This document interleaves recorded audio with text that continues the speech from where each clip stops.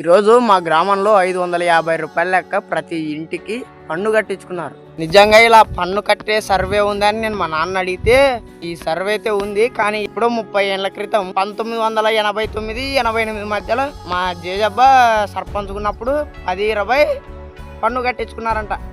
ఎన్టీఆర్ గారు సీఎం అయ్యారు, రాజశేఖర రెడ్డి గారు సీఎం అయ్యారు, చంద్రబాబు నాయుడు గారు సీఎం అయ్యారు, జగన్ గారు సీఎం అయ్యారు, మరి ఇప్పుడు చంద్రబాబు గారు సీఎం అయ్యారు. మొత్తం 30 సంవత్సరాల కింద ఎప్పుడో అప్పుడు పన్ను కట్టించుకున్నారు, మరి ఇప్పుడు పన్ను కట్టించుకుంటున్నారు. 30 ఏళ్ళ నుండి గుర్తుకు రాని ఈ సర్వే ఇప్పుడే గుర్తుకొచ్చిందని నేను మా నాన్న అడిగితే, మామూలుగా ప్రభుత్వాలు గెలవడం కోసం వాళ్ళు ఇష్టానుసారము హామీలు ఇస్తుంటారు కదా, తీర్చడానికి ఇలా ప్రజల డబ్బుల్ని తీసుకొని వాళ్ళు అలా హామీలు నెరవేరుస్తారు అంటే నేను లెక్కేశాను. ఆ ఒక్క ఎస్సీ కాలనీలోనే 300 ఇల్లులు ఉన్నాయి.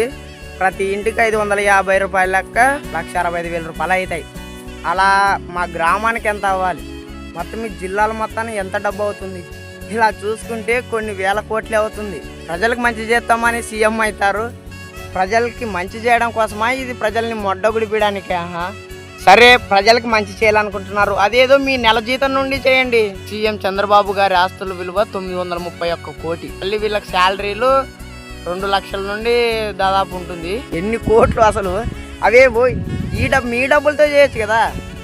సరే, మీ డబ్బుల నుండి చేయకూడదు, ఓకే. అసలు ఈ పథకాలు ఏంది? నాకు అసలు కంపం పడుతుంది. పథకాలు ఇట్లా పథకాలు ఇస్తే ప్రజలు మాట వింటారా? కష్టపడి పని చేయగలరా?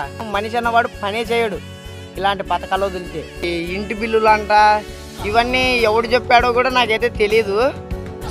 అసలు ఈ పన్నేంటి కట్టాలి మేము?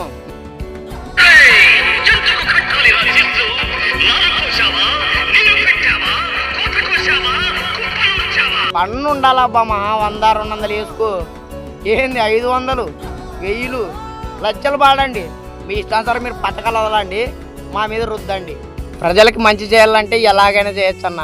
ప్రజలు ఇలా పన్నుల ద్వారా గుడిపియచ్చు.